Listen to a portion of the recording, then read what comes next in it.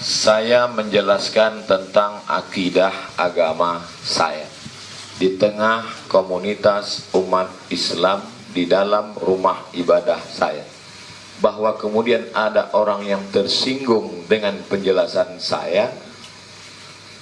Apakah saya mesti meminta maaf?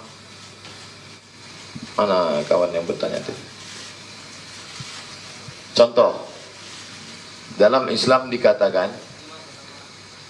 laqad kafara alladzina qalu innallaha thalithu salasah. Sesungguhnya maaf. Memang bunyi ayatnya begitu. Laqad kafara, sesungguhnya kafirlah orang yang mengatakan Allah itu tiga dalam satu, satu dalam tiga. Saya jelaskan itu di tengah umat Islam. Otomatis orang luar yang mendengar itu tersinggung apa tidak? Tersinggung. Apakah perlu saya minta maaf?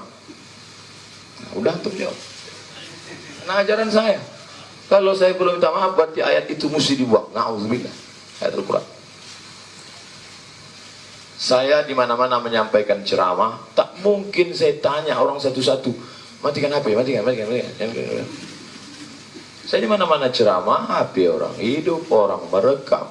Tak bisa saya larang itu, karena dia mau mendapat pengajian. Tak mungkin pula saya buat perjanjian, semua yang mau masuk sini materi 6.000, tak boleh kalian sebarkan.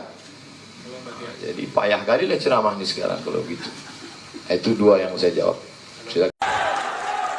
Saya berceramah dalam masjid di tengah orang Islam. Orang bertanya tentang patung, saya jawab menurut hadis Nabi, dilaporkan. Tak takutkah Ustadz Somad? Apa yang kutakutkan sebanyak ini orang membela? Ya, dalam masjid. Kalau di luar nanti